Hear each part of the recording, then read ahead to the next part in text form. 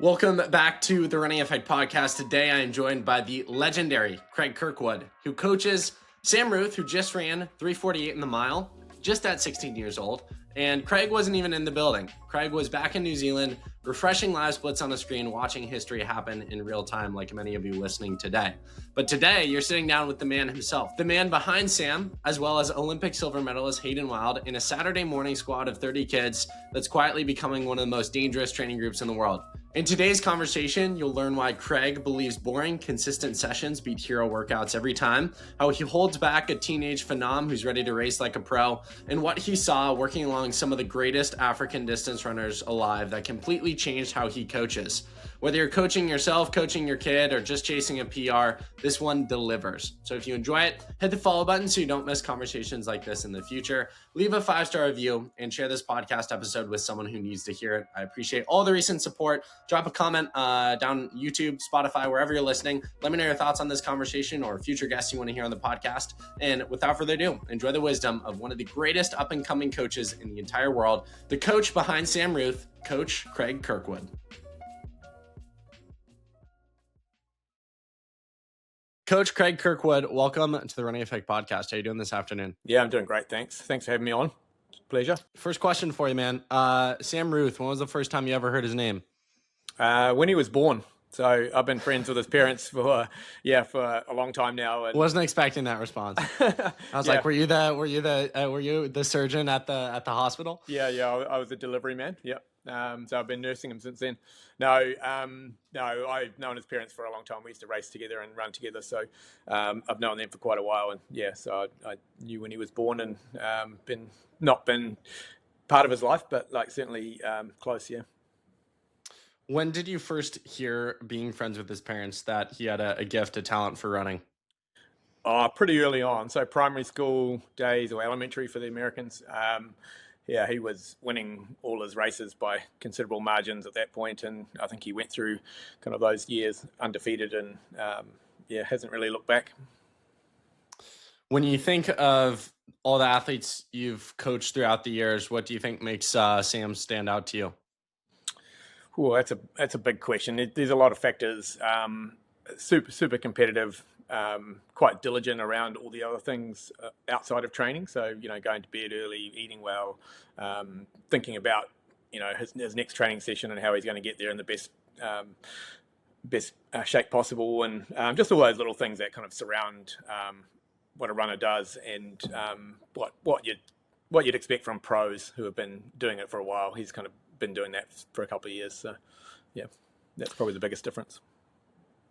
In my last conversation with him, he said something that stuck out to me, which is he's kind of starting to shift his mindset from high schooler to professional athlete. My first conversation with him, he was serious about the sport. He was training with you, but he wasn't necessarily, he still enjoyed some of the things that an average high school boy would. And to run 3:48 in the mile and be in the same race as Cole Hawker, you have to have a level of, professional level thinking.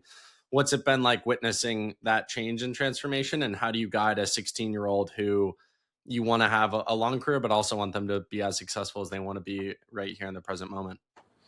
Yeah, I think it's been a bit of a shift for him in mental outlook, racing kind of mostly high school kids over the last couple of years, and then more recently racing Sam Tanner on the New Zealand domestic scene, but then coming over here and actually hopping into a big boys race. I'm not sure that he brought a full pro perspective into that race, but I think he's left with it. So I think he's learned a lot from that experience on the track there with Cole and Cooper Tier and the other boys. So I think that was a really positive kind of learning experience. Yeah, let's talk about it because most prevalent, given it just happened this past weekend. Shifting back the clock a little bit, he runs 3:48 in the mile, kind of breaks the internet. It's funny. Not to go into a little monologue here, but like when I talked to him, he was excited with how training had gone and excited at the possibility of some upcoming races. But I think this was like the day before he ran like 1:45 in the 8. So this was like early season. Seems like he shocks himself with the 3:48. And then all of a sudden, as the running world and fans love to do, it's like, oh, Sam Ruthe versus Olympic champ, can he have a shot at that? What was it like within your camp in terms of managing expectations? And did you think you had a chance at beating Hawker, or was it, calm, cool, collected, let's focus on ourselves? Yeah, I mean, I love it when athletes dream big and and outwardly confident about what they're going to do, not to the point of being cocky or kind of overly brash, but just being really confident in their ability and like dreaming really big. And if they dream really big, they're a lot more likely to succeed, as long as they don't take a failure. We'll call it a failure, but not really a failure, but not ultimate success too badly. Then I think it's a really positive thing for their growth in the sport and the way they move forward in life as well. So from a camp perspective, we knew he was in great shape coming into this. He ran 3:53 in New Zealand, and the conditions were less than optimal. And coming over to BU, we knew that the track was fast, the competition was going to be good.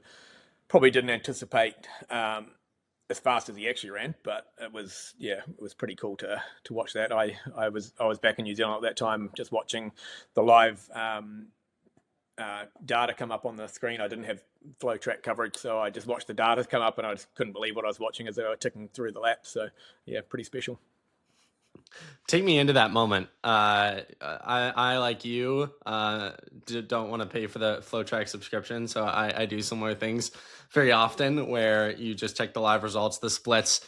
What was it like as you were seeing the splits come in, and what if I was in the room with you, what did your face look like when you saw 3:48 pop up on the screen? Disbelief, probably. And a bit of shock. And it was a bit torn because I was following Tanner as well, and he kind of got through the first 400 and dropped off the tracking, and I was kind of like concerned about where he was, not knowing what had happened, and then kind of trying to follow Sam Ruthe, and it was just seeing those numbers come up and seeing him lead out that last lap was a bit of a shock. So, but yeah, amazing result. Is the key to being fast in Craig Kirkwood's group? Is the key to being fast having your name being Sam? It seems like the trend. Yeah. So when they join the group, we have them all change their name to Sam. Part of the requirement. Boys and girls. I love it. Yeah, I love it. So you're a little shocked, in disbelief. I think it's rare that high level athletes, maybe different in high school, so maybe I just view Sam as a pro, but it's can be rare that athletes who train hard race above their level of training. Would you say that 3:48 was above the level of training that you thought Sam was at? No. Oh, well, I don't know. Maybe. Yeah. I mean, he definitely showed signs of being sub 350 or 350 or thereabouts, kind of in terms of what he'd done in training. But it's hard to know. In New Zealand, this time of year, January, February, it's always windy. So even in training, we don't get a full gauge of how people are actually running, because it's just, the track is always blustery and windy, and we don't have indoor facilities. So it's really hard to really know kind of where people are at. It's not until you get into kind of perfect conditions, which you get at BU or any indoor facility really, that you get a full understanding of where they're at. From my personal athletic experience, there's nothing more frustrating on a workout day than wind.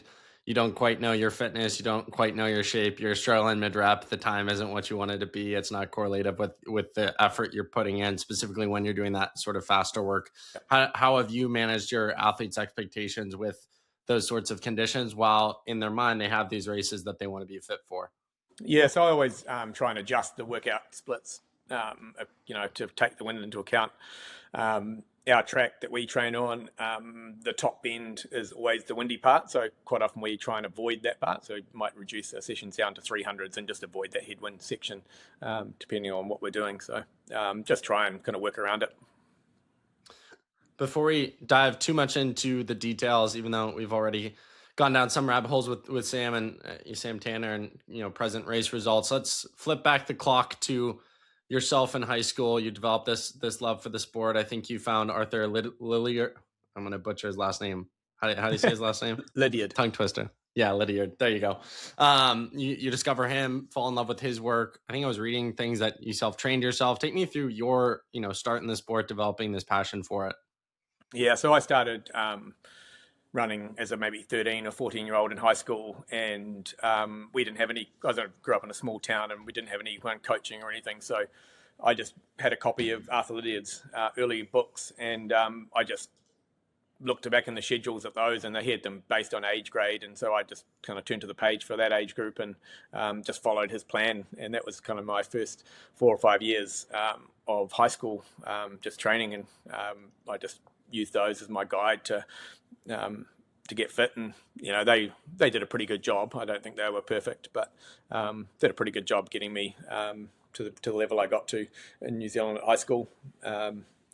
It was good enough to get me a scholarship to the States. So I came over to the University of Oklahoma, and that was a long time ago now. But we had a pretty good system there. We didn't have an amazing coaching setup, and so we did a lot of experimentation, myself and some of the other guys, and we overtrained for sure. So our sessions were way too hard for our ability, and but learnt heaps from doing that, and like destroying myself on multiple occasions, and underperforming at races, and just because we were cooked from the session. So it wasn't until I moved to London after leaving university here that I kind of fell in with a group of athletes who were pretty good in the British high performance system. They were some of the top in the country, and we had a good training squad there, and a coach who was probably more Lydiard based, and but far more sensible in his approach with kind of splits on the track and doing those sessions, though kind of mellowed me out, and I ran some of my best times after I left university. So I say this thing present day, there's really no excuse not to at least train like a high level athlete, no matter what level you're at, because of the level of information that's out there on social media or blogs or podcasts like this. I mean, if someone listens to this, they're hearing about how some of the fastest runners in the world train, how one of the best coaches in the world thinks. We're really privileged. If you're a high schooler or collegiate, someone who's new to running, wants to get better at the sport, you're living in the golden age of information. It's extraordinary. Why what you say sticks out to me is, you were doing your version of this as a 13, 14-year-old, and you got good enough to come over to the States. What would you say to those out there in terms of just the information readily available that, it's out there for the taking, and if you want to be good at running, there's really no excuse not to? Yeah, I think the amount of information is good and bad. There's a lot of people who spout a lot of information that isn't accurate, or maybe isn't accurate in context, which is probably more important. And I think, if you're gonna get information about what you want to do, you need to be really careful about your source, and try not to look at too many different sources of information, because that can really throw you through a loop if you get conflicting information. So, it's just a matter of finding a system that you think might work for you and trust, and actually dedicating a bit of time to following it, rather than just giving it a few months and then deciding it's not working and try something different. That's never a great ploy. You had also mentioned come over to college, overtrain, maybe leave some of your racing out there in your training. Were you aware when you were kind of going into the well and training that it was kind of counterproductive? And is there a specific workout you could take me into where you finished and maybe it was sexy on paper, but you thought, okay, we're maybe going to the well a little too often here? Yeah, I mean, we used to do all the classic stuff like, 2400s on the track, and we would rinse ourselves running 63s off minute recoveries and things like that. And we thought we were superheroes, laid out on the track at the end. And then 2 weeks later, we'd get on the track to race and just fall apart. And I think we just left it all in those sessions. And we would have been better at running those at 68s rather than 63s or something like that. Are you more cognizant to hold your athletes back because of your own personal experience going too far, too fast? Yeah, definitely. Yeah, definitely more conservative in that approach, and that there's a time and a place for rinsing yourself, and but you can't do it every session, and you've got to be really strategic about how you place those sessions into a season. It seems like you like your athletes to race, get that competitive feel, get those reps of tactics and races at a variety of distances. And do you almost view races as occasions for those sort of like really hard workouts? I know a lot of programs that have like, time trials or crazy hard interval workouts within their training, and that kind of replaces the races. Do you like having the races kind of be that exclusive hard effort? Yeah, it's difficult when you're in New Zealand, and we don't have the level of competition that you would get here. So, both the Sams, when they're looking for a hard race, we have to go offshore. There's no question. Some of my other athletes who I coach, we could go into a low level race and they could do a session within a race there, or that would be enough stimulus to have them get a bump in performance. But for these guys, we have to travel to find that, or they race each other, which is fine, but it's never that optimal. They're better to have other people to race against. When you were training too hard in college, were you aware that was something you were doing, or did it only come after the fact when you had joined that group, trained a little more sensibly, and thought, okay, maybe I wasn't approaching this with the best mindset? Yeah, no, I had no idea at the time, and it wasn't until years later when I look back at my career and my time that I spent in London. I worked for Kim McDonald, who was an agent, and he represented a lot of the top Africans. So I spent 2 years, or maybe 3 years, in a high performance environment there, just being assistant coach to Kim, really, and kind of watching those athletes perform on the world stage and in their training. And I think at that point it dawned on me that the sessions they were doing weren't much different to what I was doing in college, but they were just way more within their comfort zone. So our splits were similar, but their ability to withstand that session were way better than mine. So they performed way better in the racing. So that highlighted to me that what I did at that time, I need to dial back to get the best out of myself. When you think about how hard you push in training, how much does your answer change depending on what stage an athlete is at? So, Sam in high school versus, let's say, collegiate years, probably won't go to college, but collegiate years versus, professional. I'm assuming in your mindset, you're going to hold an athlete back more in the more developmental years versus if they were in the, peak 1 or 2 years going into the Olympic cycle. Yeah, definitely. Those development years, try and keep it as fun as possible for them, and make sure that they're getting the most out of those sessions as they develop in their career. And then, when you get to the championship part of life, then those sessions change quite a bit, and they become a little bit more serious and more specific to what they're actually trying to achieve on race day. So you went on to run 2:13 in the marathon. You were a world cross country athlete, I think I read. And then funny enough, a 3-time Kona Ironman competitor. And I also read somewhere that you coached someone to a silver medal in the triathlon Paris 2024. So it's fun because I think a lot of people see your name associated with Sam, think you're new to the block when in reality you've actually been around just in different subsets of the sport. Was that 2:13 the pinnacle of your career? Or was there a different race or performance that when you think back on your career holds the most favor and memory? Yeah, so it probably was my best performance. It was my second marathon. I ran my first one in London and ran 2:16, and then went away and trained and came to Chicago and ran 2:13 that same year. So, and then I promptly got injured the following year, and that was kind of the end of my proper running career, I guess, if you like. I tried to qualify for Beijing Olympics in the marathon, and I said to my brother-in-law, if I don't qualify, I'll do Ironman New Zealand with him the following year. So ended up doing Ironman New Zealand in 2029, and that's how I got into triathlon and spent kind of 10 years doing that. So that was good. That was good fun.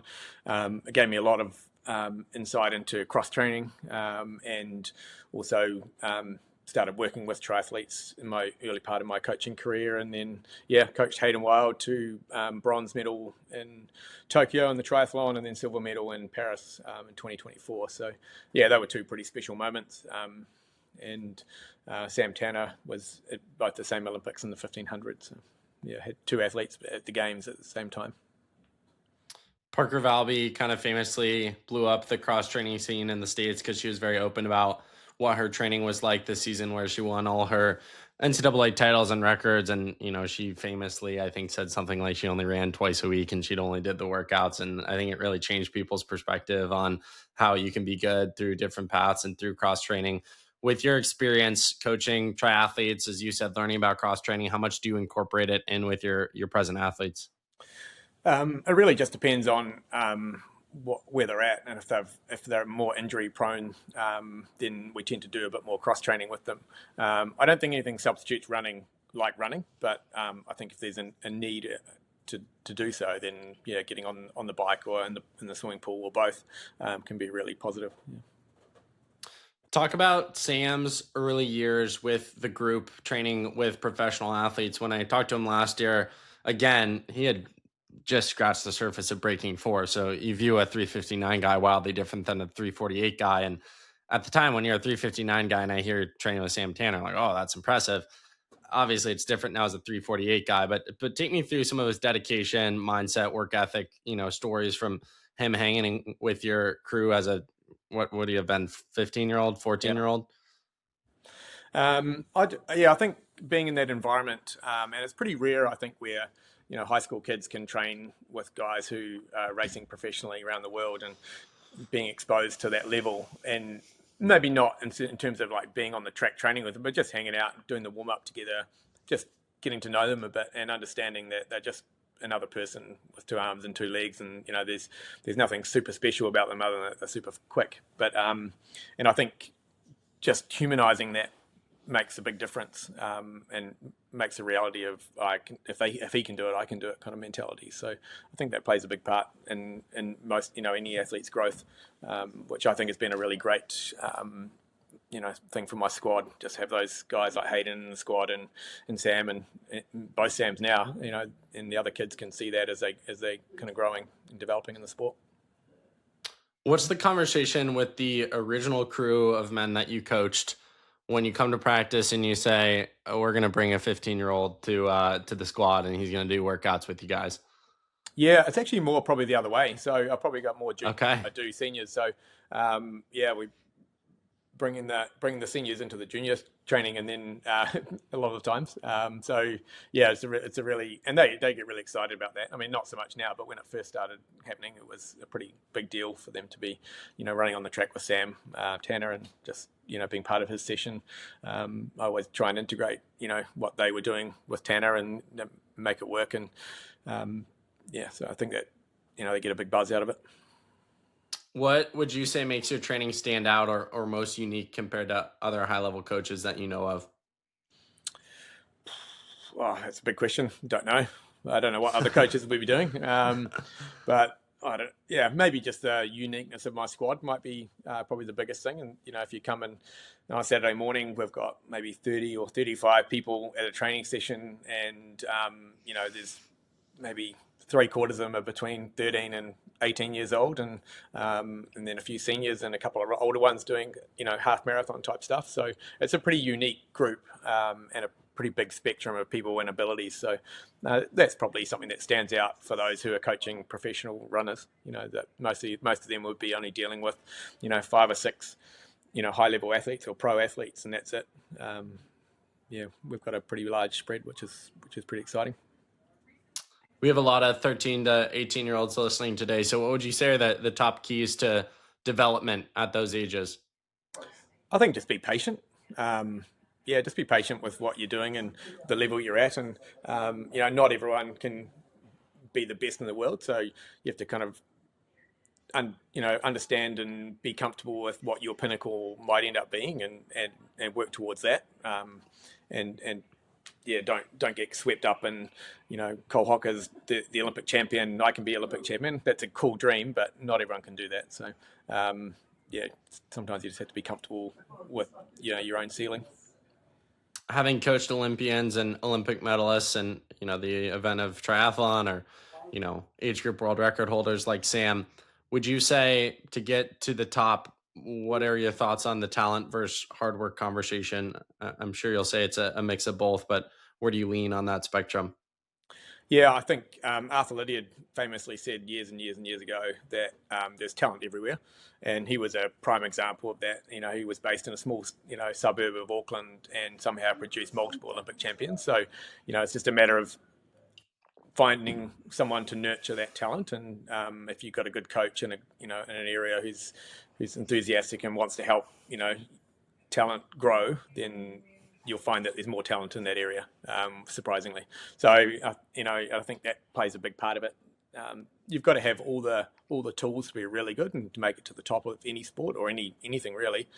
You've got to have, you know, the natural talent. You've also got to have the mindset. You've got to have the drive to do it. So not everyone who's super talented actually wants to be that competitive and wants to push it that hard. So it's got to have all those factors got to come together.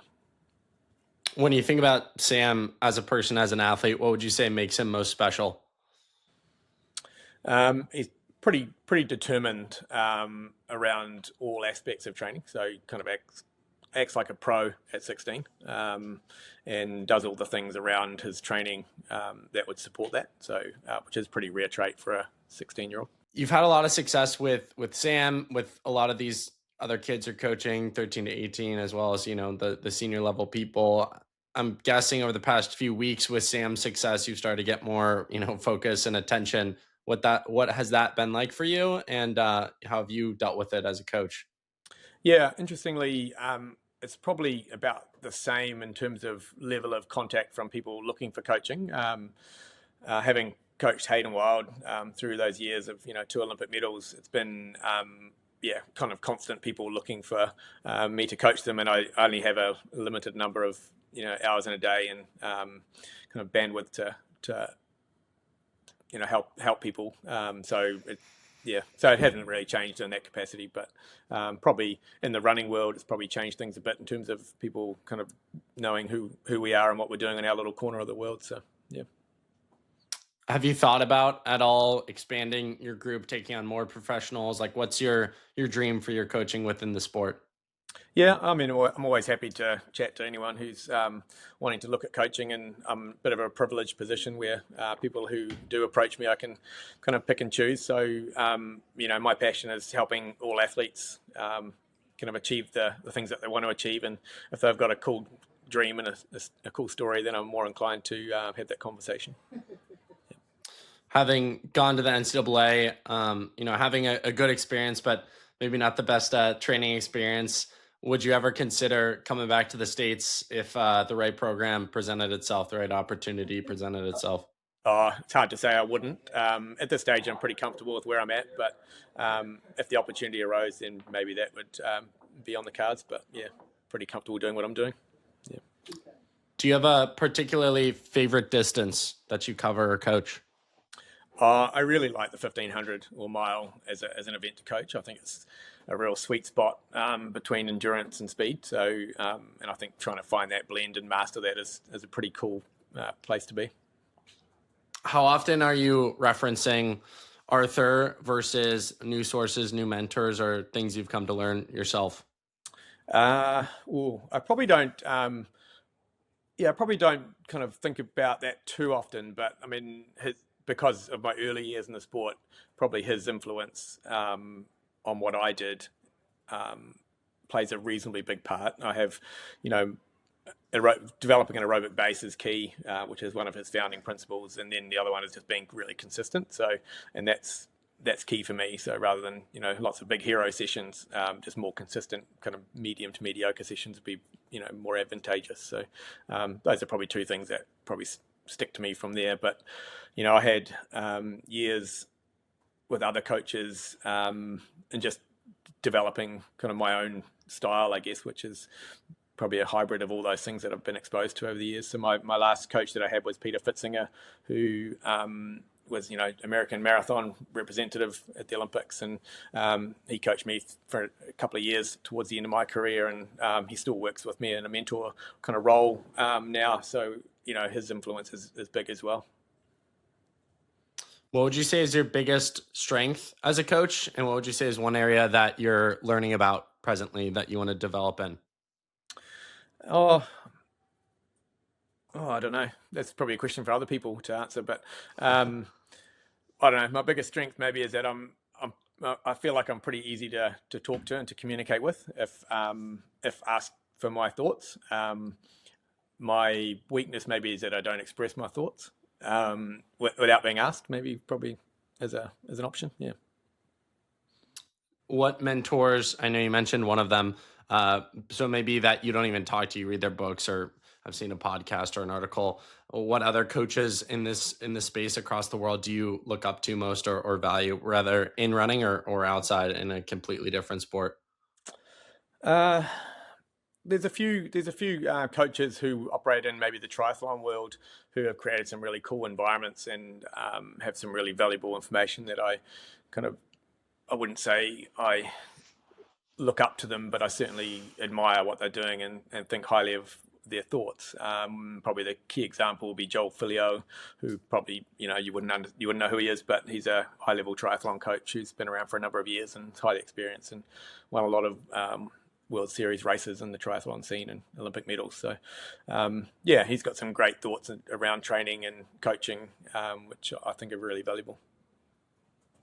When you think about Sam's ceiling, what do you think that is, and how are you trying to sort of progress and plan his career in line with how big you think his ceiling is in the sport? Yeah, ceiling? I don't know. I have no idea what the ceiling is for him and what it looks like. His progression has been pretty steep, and we just don't know where that's going to end up in the next couple of years. So I wouldn't like to put limits on it, to be honest. Just let it ride and see what happens. Yeah. When you think about his career trajectory, obviously, a year ago becomes the youngest person to ever break 4 minutes in the mile. Now he's going into the race with Cole again. People are saying, "Oh, can he beat Cole Hawker?"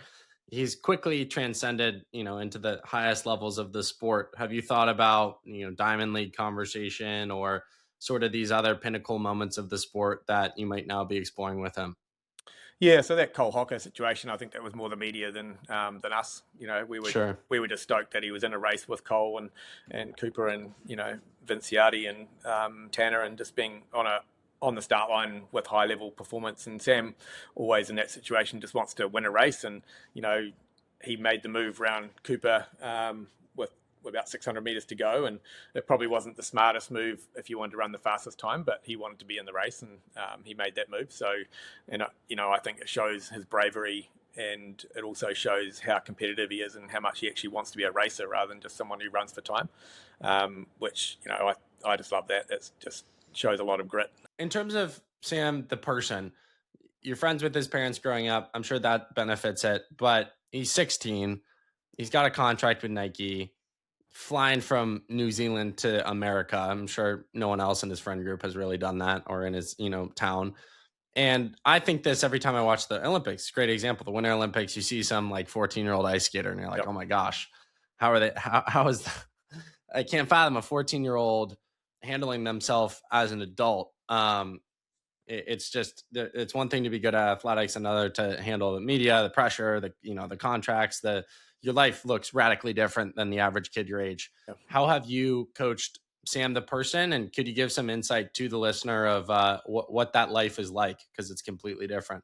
It is completely different, but I think he's handled it really well. He's also been really well supported by his parents, who try and keep him as a normal 16-year-old just going to race. The races maybe look a little bit different to his other mates at home, but yeah, taking away a lot of the noise around it. So trying to just distract some of the media away and doing these interviews instead of him doing them. He's done a fair amount, but just try and take the bulk of that load away. Contract stuff is kind of done without like him having too much involvement.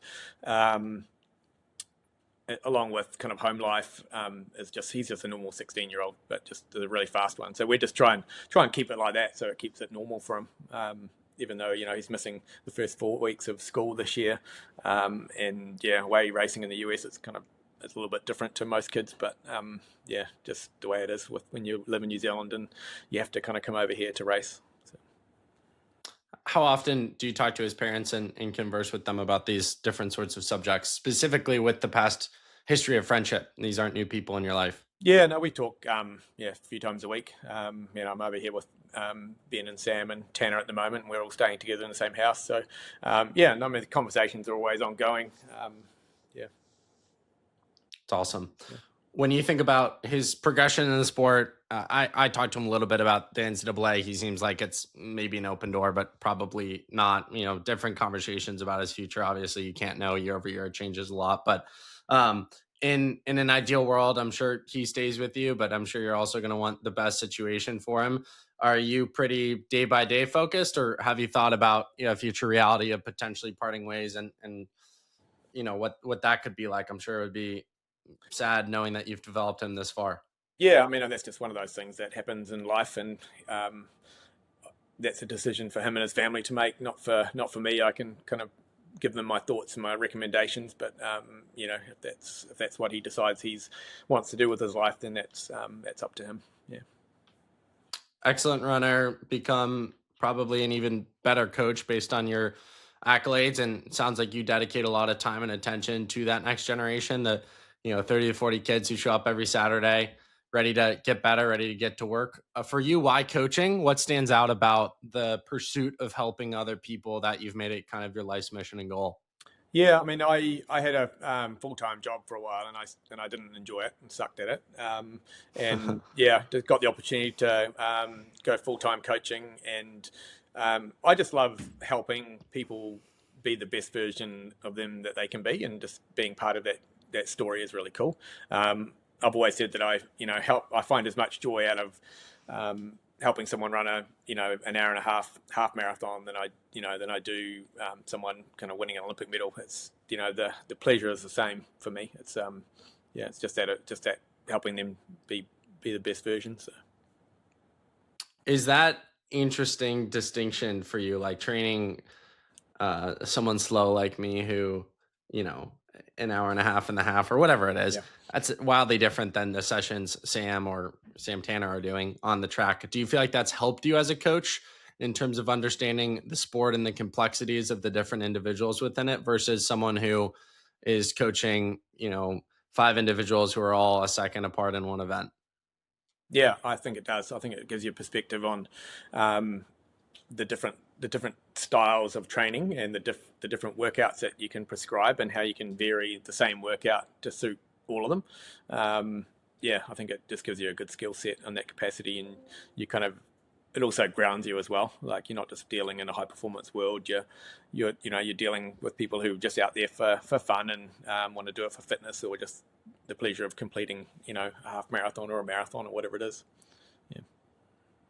When you think about the legacy that you want to leave in the sport one day, in a few sentences, what's the impact you want to leave on the athletes you've worked with and on the sport as a whole? Yeah, I think it's one of those things where you're probably creating a lot of change for people's lives, and hopefully in a positive way. And so you kind of hope that when they get to their middle age, they kind of look back and recognize that change and appreciate what you did for them at the time. For me, it's just really what I'm doing for them at the moment is the key part for what I'm doing. But hopefully in years to come, they can look back and see that as a positive thing. And then a final serious question for you. Let's talk to a serious athlete listening who's maybe kicking the wall during this conversation that they weren't born in New Zealand and couldn't access you as a coach, but they're serious. They want to get better. They realize that their ceiling might not be 348 as a 16-year-old, but they want to go D1 or, be an accomplished runner, whatever that means for themselves. What advice would you have for that individual in 2026 to make this a career-defining year for them? Yeah, well, they can just reach out to me and we can have a chat if they like. But more so than that, they can just find a coach or someone to help them kind of guide them along their way, and just to reach that pinnacle for them. That may or may not be the person they have currently in their environment, whether it be a high school coach or whatever. Maybe they can look outside of that environment and find someone who may be more appropriate. That was going to be my final serious question, but I have one more follow-up for you off of that. Because we're talking about this sort of privatized coaching, a lot of the things that you're very familiar with because you're in this world. What would you say, and if you want to plead the fifth, totally get it, because I'm sure the U.S. is different than New Zealand. I don't quite understand, New Zealand's system and structure. Anytime I talk with Sam, we have to talk for about 20 seconds to understand what grade he'd be in the U.S. because, things are different. But in the U.S., with the rise of social media and information being out there on the internet, a lot of parents want their kids to be better than their current system. And a lot of kids are coming to their parents and saying, oh, I saw this coach or listen to this podcast, or, there are more resources out there that will make me a better runner. If I do that, I can go D1 easier, or I can reach my goals faster. And a lot of times that can sort of clash with traditional structures in the States where you go to a high school for 4 years and you have a set coach, and that coach can be, butthurt that, the athlete or the parent doesn't think he's the crap. Right.